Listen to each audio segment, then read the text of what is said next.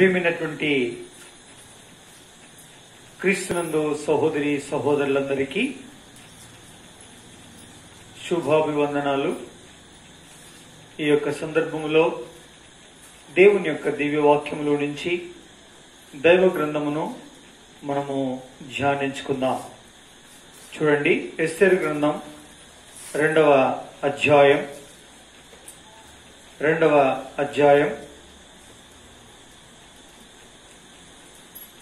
వచనం నుంచి 4వ వచనం వరకు, అనగా 3-4 వచనాలు మనము కలిసి చదువుకుందాం. అందు నిమిత్తం సౌందర్యవతులైన కన్యకలందరిని సమకూర్చి షూషను కోట అంతఃపురమునకు చేర్చి స్త్రీలకు కాపురియగు రాజు యొక్క నపుంసకుడు హేగే వశమునకు అప్పగించినట్లు రాజు తన రాజ్యం యొక్క సంస్థానంలో పరిచారకులను నియమించునుగాక.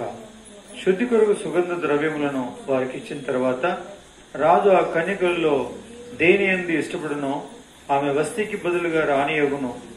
ఈ మాట రాజునికి అనుకూలమైన గనుక అతడు అలాగూ జరిగించెను.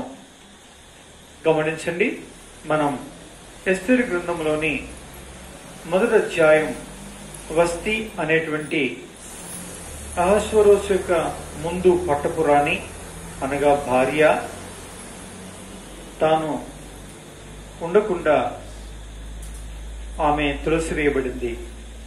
దాని తర్వాత 2వ అధ్యాయంలోని ఇప్పుడు చదివినటువంటి లేఖన భాగములు 1 నుంచి 4 వచనాలు ఒక పారాగ్రాఫ్. అందులో ఒక నిర్ణయం తీసుకోవడం జరిగింది. దేశమంతట్లో ఉండే 127 సంస్థానాల్లో ఉండే అందమైన కన్యకలను సమకూర్చి షూషను కోట అనంతపురములో చేర్చి వారిని శుద్ధి కొరకు వారిని ఉంచి దినములు పూర్తయినప్పుడు ఎవరి యందు రాజు ఇష్టపడునో వారు వస్తీ అను ముందున్న రాణికి బదులుగా పట్టపురాణిగా ఉండుటకు అర్హురాలుగా ఎంచబడుతుంది. కాబట్టి ఇది రాజుకు సమ్మతి అయితే ఈ ప్రకారం చేయటం మంచిదని తీర్మానం చేయబడింది. అప్పుడు రాజుకు మంచిగా అనిపించింది. సరే, ఆ ప్రకారం చేద్దామన్నాడు. అదే రీతిగా స్త్రీలందరూ సమకూర్చబడ్డారు, అనగా సౌందర్యవతులైన కన్యకులు సమకూర్చబడ్డారు, ఈ ప్రకారంగా చేర్చబడ్డారు. అదే రీతిగా పరలోకపు విభుడైన యేసుక్రీస్తు ప్రభువారిని వరించడానికి ఈ భూలోకములో ఆయన ముందే 2020 సంవత్సరాల క్రితం వచ్చి మన కొరకు తన ప్రాణాన్ని పణంగా పెట్టి మనకు బదులుగా చనిపోయి సమాజపడి తిరిగి లేచాడు. క్రీస్తు యేసు రక్తమందు కడగబడిన వారందరూ కూడా ప్రియమైనటువంటి వల్లరా సౌందర్యవతులైన వారే. అట్టి వారందరూ కన్యకలు అంటే పరిశుద్ధపరచబడిన పరిశుద్ధులు. కాబట్టి అందమైన అంటే విశ్వసించిన విశ్వాసులు, పరిశుద్ధులుగా తీర్చబడినటువంటి కన్యకల స్వభావం కలిగినటువంటి వారుగా ఉండాలి. ఉండిన వారు షూషను కోట అంతఃపురం ఇక్కడుండేటువంటి అనుభవంలో ఉన్నట్లయితే అలా సిద్ధపడ్డ వారిని ప్రభు వచ్చినప్పుడు తన కరబూర శబ్దంతో తాను ఆకర్షించి వారిని తీసుకుని తన పరమందున్నటువంటి పరమ విభుని యొక్క అంతఃపురములో చేర్చుకుంటాడు.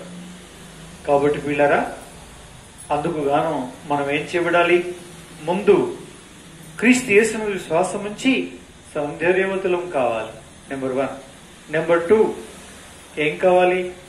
కన్యకలైన వారంగా ఉండాలి, అనగా ఇక ముందు ఏ పాపమును ఎరగని వారముగా ఉండి మనోవాక్కాయ కర్మ అనగా మన మనసులో, మన మాటలో, మన క్రియ ప్రవర్తన జీవితంలో ఏమాత్రం మన యొక్క పరిశుద్ధతను కోల్పోకుండా మన కన్యత్వాన్ని కాపాడుకోవాలి. 2వది. 3వది ఏంటి అంటే షూషను కోటలో చేర్చబడాలి. షూషను కోట అనగా ఇంత క్రితం మనము చూస్తూ వచ్చాం. కాబట్టి పిల్లరా, శూషను కోట అంటే లిల్లీ పుష్పపు కోట, అంటే పరిమళ సువాసన కలిగినటువంటి కోట, అంటే అద్భుతమైన దివ్య లక్షణాలు కలిగిన కోట అని అర్థం.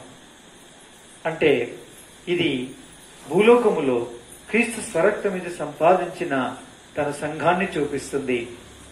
అందుకే తిమోతికి వ్రాసిన మొదటి పత్రిక 3వ అధ్యాయం 15-16 వచనాలు చూస్తే, పిల్లరా, జీవం కలిగిన సంఘమని, ఆ సంఘం సత్యమునకు స్తంభమని, అదే ఆ సత్యానికి ఆధారమని, ఇట్టి దివ్య లక్షణాలు కలిగినదని చూశాం. అంటే ఇట్టి దివ్య లక్షణాలు కలిగిన సంఘములో మనము చేర్చబడి మనము సిద్ధపడాలి. ఇట్టి లక్షణాలు లేని సంఘములో చేరినట్లయితే మనం ఏం కాలేమో, పరమ విభుడైన యేసుక్రీస్తు ప్రభు వారి చేత ఆయన వచ్చినప్పుడు ఆకర్షింపబడే అందము, ఆకర్షింపబడే పరిశుద్ధత, ఆకర్షింపబడేటువంటి విధానములో లేని వారమైన కారణాన మనం విడిచిపెట్టబడతాం, మనం అంగీకరించబడం. అందుకే మనం శూషను కోటానుభవం అను సంఘ అనుభవాన్ని కలిగిన వారమై ఉండాలి. ఇక 4వది ఏమిటంటే అంతఃపురమునకు చేర్చి అని రాయబడి. అంతఃపురం ఏంటండి? అంతఃపురం దాదాపు ఆ యొక్క 3 విషయాలు ఇంత క్రితమే చూసాము. ఇప్పుడు 4వ విషయాన్ని చూస్తున్నాం. అంతఃపురం అనగా ఏమిటి, ఏమని అర్థమిస్తుంది దేవుని యొక్క వాక్యంలో? లేక అంతఃపురములు అని మనం చూస్తే ఆమోసు గ్రంథంలో ఒక మాట ఉంది. చూడండి, ఆమోసు గ్రంథం 3వ అధ్యాయం 15వ వచనం చూడండి. ఆమోసు గ్రంథం 3వ అధ్యాయం 15వ వచనం. చలికాలపు నగరును, వేసవి కాలపు నగరును, దంతపు నగరులను అని రాయబడింది. అంటే అంతఃపురాలు ఎలా ఉంటాయి? చలికాలము వస్తే చలికాలంలో ఉండాల్సిన అంతఃపురాలు ఉంటాయి, గమనించండి. వేసవి కాలం వస్తే వేసవి కాలపు నగరాలు ఉంటాయి, అంటే అంతఃపురాలు ఉంటాయి. దంతపుతో తయారు చేయబడిన నగరాలు ఉంటాయి. ఈ విధంగా అంటే అర్థం ఏంటండి? ఉద్యానవనములు కలిగిన, తోటలు కలిగిన, చక్కటి అద్భుతమైనటువంటి ఎన్నో వనరులు, వసతులు కలిగిన అంతఃపురాలు, అంతఃపురాల్లో సౌకర్యాలు, సుఖ సౌఖ్య సంబంధమైనటువంటి ఎంతో అద్భుతమైనటువంటి అంతఃపురాలు. పిల్లరా, ఎండాకాలం ఉక్కపోసి చెమట కారకుండా చల్లగా ఉండేటువంటి అంతఃపురాలు అవేంటి? అవి వేసవి కాలపు అంతఃపురాలు. చలికాలం అయితే వెచ్చగా ఉండి చలి పెట్టకుండా, చలిలో వణకకుండా సంతోషముగా ఉండడానికి సౌకర్యవంతంగా తీర్చిదిద్దే నగరం, భవనాలే ఇవి శీతాకాలపు అంతఃపురాలు. నా ప్రియులారా, అంటే ఈ ప్రకారంగా మనము దైవవాక్యములు ధ్యానిస్తే సకల సౌకర్యములతో కూడినటువంటి అద్భుతమైనటువంటి ఆదరణకరమైన, శ్రమలేని, చెమటకారని, చలికి వనకని, వర్షమునకు నానని, ఆహ్లాదముతో ఆనంద సంతోషాల చేత ఎంతో చక్కటి పరిమళాలు వెదజల్లే, పరిమళ సువాసనలు వెదజల్లే సౌకర్యవంతంగా ఉండేటువంటి నగరాలే అంతఃపురాలు. నా ప్రియమైనటువంటి వాళ్ళరా, అలాంటి వాటిలో ఈ కన్యకలు చేర్చబడాలి. నా ప్రియమైనటువంటి వాళ్ళరా, అంటే అర్థం ఏంటంటే అన్ని సౌకర్యవంతమైన, ఆధ్యాత్మికమైన వనరులు కలిగిన,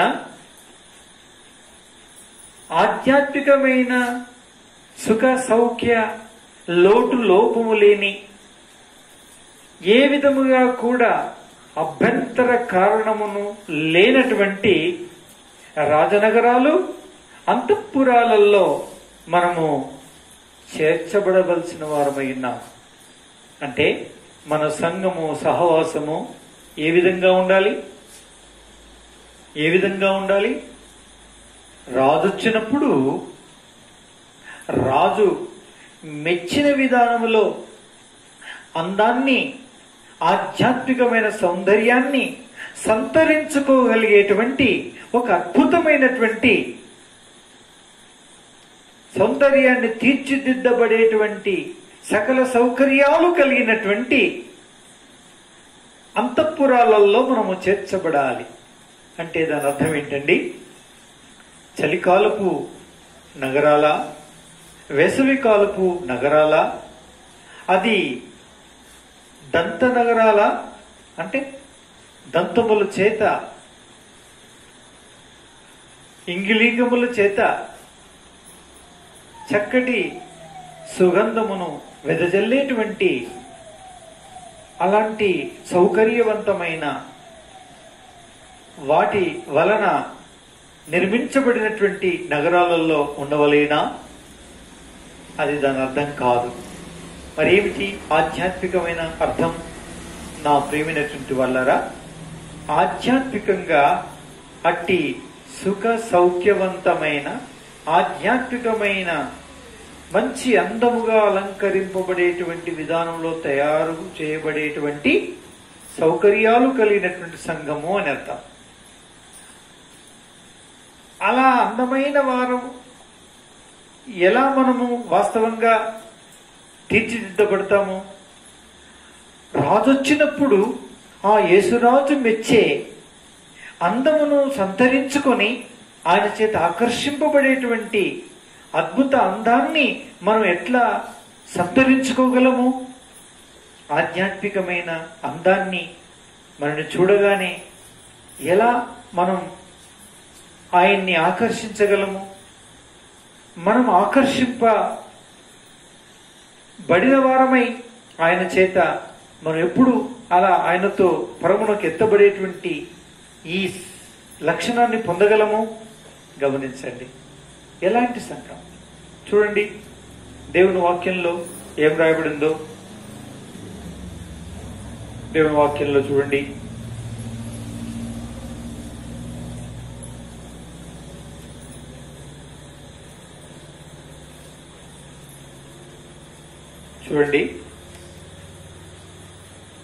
తెస్సలోనికయులకు రాసిన మొదటి పత్రిక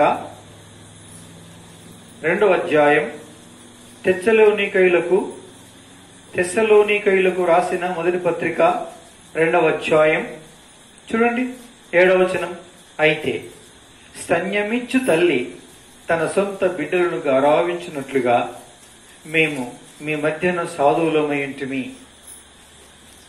11-12లో చూస్తే సగభాగం నుంచి, లేక తన రాజ్యమునకు మహిమకును మిమ్మల్ని పిలుచుచున్న దేవునికి తగినట్టుగా మీరు నడుచుకునవలనని మేము మీలో ప్రతి వాణ్ణి హెచ్చరించుచు, ధైర్యపరచుచు, సాక్ష్యమించుచు, తండ్రి తన బిడ్డల ఎడల నడుచుకున్న రీతిగా మీలో ప్రతి వాణి ఎడల మేము నడుచుకుంటామని మీకు తెలియను.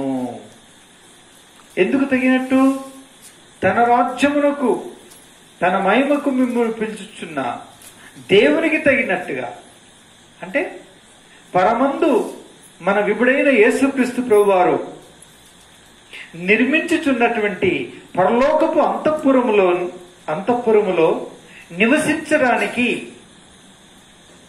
యోగ్య ప్రవర్తనలను, యోగ్యమైనటువంటి అందము సౌందర్యాన్ని ఆధ్యాత్మికంగా మనము పొందిన వారమై, అంటే తగినట్టుగా మనము సిద్ధపడి నడుచుకున్నట కొరకై మనము హెచ్చరింపబడి, ధైర్యపరచబడి, సాక్ష్యం ఇవ్వబడి, తండ్రి తన బిడ్డల ఎడల నడుచుకున్న రీతిగా మనకు బుద్ధి చెప్పు తల్లి వలె మనని పోషించి, మనని పెంచి పెద్ద చేసే లక్షణాలు కలిగిన సంఘం సౌకర్యవంతమైన సంఘం. అర్థమైందండి? కొంచెం కష్టమే ఉంటది, కానీ చాలా సామాన్యమైన విధానంలో మనకి మాటలు చెప్పబడుతున్నాయి. ఆయన రాజ్యానికి తగినట్టు, అంటే ఆ పరమ యెరూషలేమును, ఆ పరిశుద్ధ పట్టణములో మనము పాలు పొందుటకు అర్హతను పొందునంత యోగ్య ప్రవర్తనను మనము సంతరించుకొనుట కొరకు ఆయన ఎలాంటి సౌకర్యాన్ని ఇచ్చాడు? స్తన్యం ఇచ్చే తల్లి లాంటి సౌకర్యాన్ని ఇచ్చారు. స్తన్యం అంటే అర్థం ఏంటండి? ఏడవక ముందే నా బిడ్డకు ఆకలి అవుతుంది అని గుర్తించి తన యొక్క స్తన్యమును, తన రొమ్మును తీసి చక్కగా ఆ పసిబిడ్డ యొక్క నోటిలో పెట్టి పిదుకుతూ ఉంటే ఆనందించేటువంటి తల్లి, స్తన్యం ఇచ్చే తల్లి. కొద్ది కాలమైన తర్వాత పాలు సరిపోక మధ్యరాత్రిలో లేచి ఏడుస్తూ ఉంటే ఆ బిడ్డ ఏడుపుకు ఓర్చుకోలేక మెత్తటన్నములో పప్పు కలిపి ఇంకేదేదో నెయ్యి వెన్న కలిపి చక్కటి ఉప్పు వేసి తగినంత తయారు చేసి ముద్దలు పెడుతూ ఉంటే ఆ బిడ్డ కేరంతలేస్తూ తింటూ ఉంటుంది. ఇది తల్లి పోషణ. అలాగున నీ సంఘం నిన్ను పోషిస్తుందా? ఈ దినం పెట్టినటువంటి పప్పు రేపు పెట్టకుండా, ఈ దినం పెట్టినటువంటి కూరగాయ రేపు పెట్టకుండా, ఆ తర్వాత పెట్టిన అన్నం చక్కటి కూర వంటకం క్రొత్తది చేసి బిడ్డ యొక్క ఆరోగ్యానికి సరిపోయిన విధానములో ఒకరోజు అరటిపండు, ఒకరోజు పెరుగు ముద్దలు, ఒకరోజు వెన్న ముద్దలు, ఒకరోజు పప్పు ముద్దలు, ఒకరోజు ఈ విధంగా నానా రకాలైనటువంటి రుచికరమైన పదార్థములతో తల్లి పోషించినట్లు నీ కాపరి, మనకు బోధించే బోధకులు ఎంతో శ్రమపడి రాత్రంతా ప్రార్థించి వాక్యాన్ని ధ్యానించి చెప్పిన బోధ చెప్పకుండా, చెప్పిన వాక్యము చెప్పకుండా, చెప్పిన ఉదాహరణ చెప్పకుండా ఆత్మీయంగా మేలు పొంది ఏదో ఒక రీతిగా 4 మాటలను నేర్పించి క్రీస్తు యేసు ప్రభువారి మనసేమిటో, క్రీస్తు యేసు ప్రభువారి యొక్క రాజ్యమేమిటో, ఆ రాజ్యం యొక్క నీతి పద్ధతులేమిటో, ఆ పద్ధతుల్ని ప్రబోధించి అందుకు తగినట్టు జీవించుట కొరకై నిన్ను హెచ్చరించుచు, నీకు బుద్ధి చెప్పుచు, నిన్ను ధైర్యపరచుచు, నిన్ను శ్రమపడుతున్న నీకు ఆదరణ కలిగించుచు, నిన్ను అదే 7వ వచనంలో తన సొంత బిడ్డలు గారావించినట్లు గారాభము చేస్తూ కఠినత్వాన్ని చూపకుండా సాధు స్వభావులు కలవారై ఏదొచ్చినా తాను ఓర్చుకుంటూ,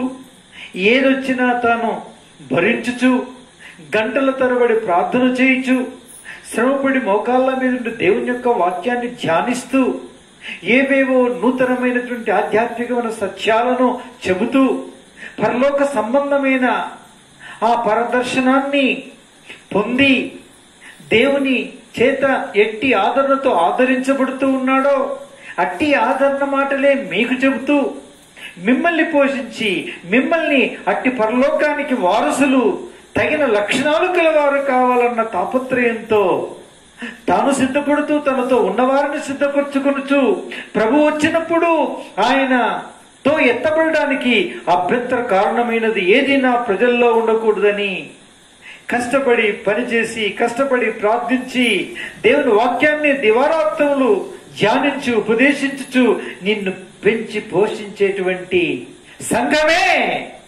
నిన్నుంచిన అంతఃపురం, నిన్నుంచిన రాజు యొక్క అంతఃపురం.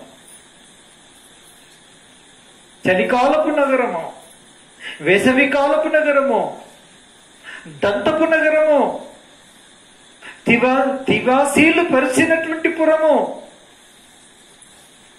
అడుగు పెడితే మాసిపోయే అద్భుతమైనటువంటి, ముడితే చాలు మాసిపోయే అద్దాల మేడ లాంటి పారదర్శకమైనటువంటి, ఎక్కడ చూసినా నీ స్వరూపము కనిపించే విధానములో ప్రతిబింబింపచేసేటువంటి అంతఃపురములో నిన్నుంచి, అంటే ఈ వాక్యం విన్నా, ఏ చిన్న కూడికైనా, ఏ చిన్న వాక్యమైనా, ఏ చిన్న వర్తమానమైనా, అట్టి వర్తమానములో నీ నిజస్థితిని చూపించి, నీ తప్పులను చూపించి, నీ ఒడిదుడుకులను చూపించి, నీ పాపిష్టితనాన్ని చూపించి, నీ వంకర టిక్కర మార్గాలను చూపించి, నీ భయంకరమైన వికృత లక్షణాలను ఆ అద్దాల మేడలో నీ ప్రతిబింబము స్వరూపములను చూపించే దేవుని సంఘములో విత్తబడే వాక్యపు పరిచర్యనే అదే నిన్నుంచిన అంతఃపురం.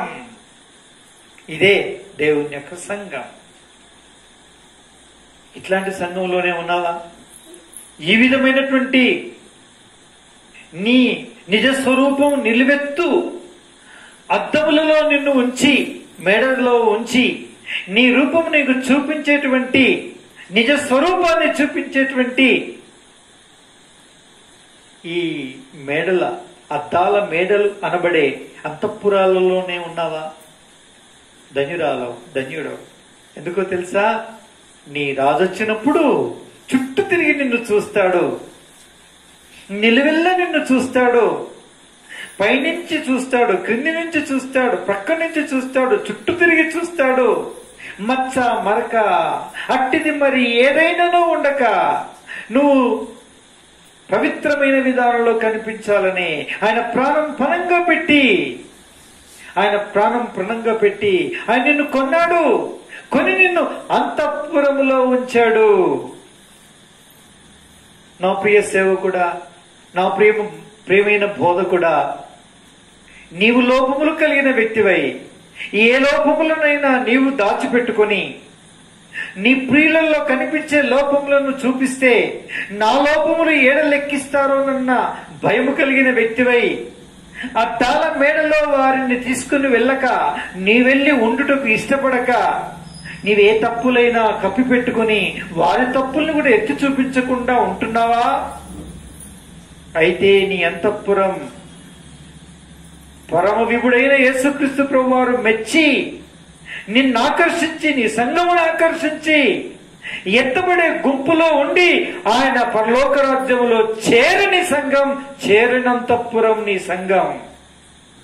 అందుకే క్షమాపణ కోరుకోవాలి. ప్రభువా, నన్ను మన్నించండి, నన్ను క్షమించండి ప్రభువా. ప్రభు దగ్గర క్షమాపణ కోరుకోవాలి.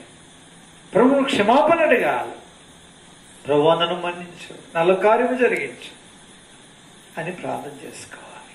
నా ప్రియ సోదరి సోదరులారా, నీవే అంతఃపురంలో ఉన్నావు?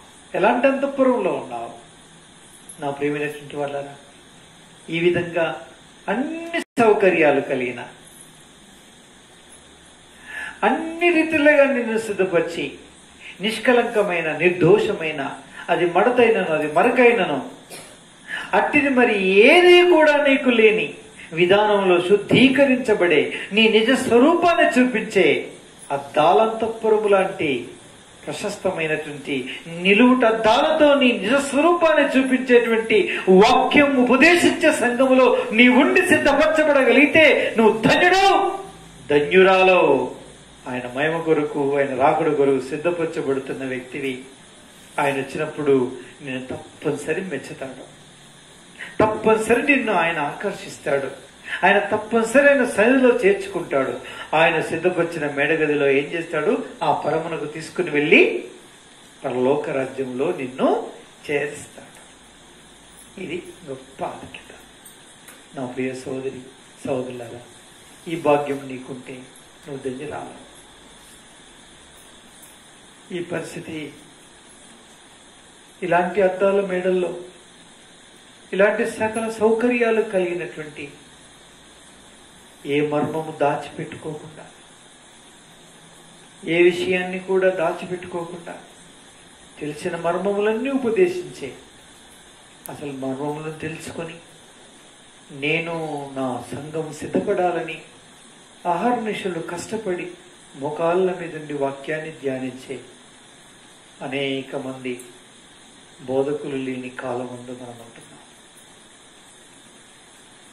ఆరోగ్యవంతమైన బోధ కాకుండా మనుషులని సంతోషపెట్టేటువంటి మనుషుల యొక్క మనసును రంజింపచేసేటువంటి, కవ్వించే, నవ్వించే, నవ్వుల జల్లులు కురిపించే అయ్యవారికి చాలు 5 వరహాలు, పిల్లవాళ్లకు చాలు పప్పు బెల్లాలు అన్న చందాన అన్న సామెతను పోలిన విధానములో బోధించువారై కల్పనా కథల వైపు ప్రజల్ని మళ్లించి నడిపించేటువంటి సంఘములు, బోధలు ఈ దినాల్లో ఎన్నో బయలుదేరినవి. ఇవేవి మనల్ని మన విభుడొచ్చినప్పుడు సిద్ధపరిచే బోధలు కావు. మన విభుడొచ్చినప్పుడు మనని ఆకర్షించే అంతఃపురాలివి కావు.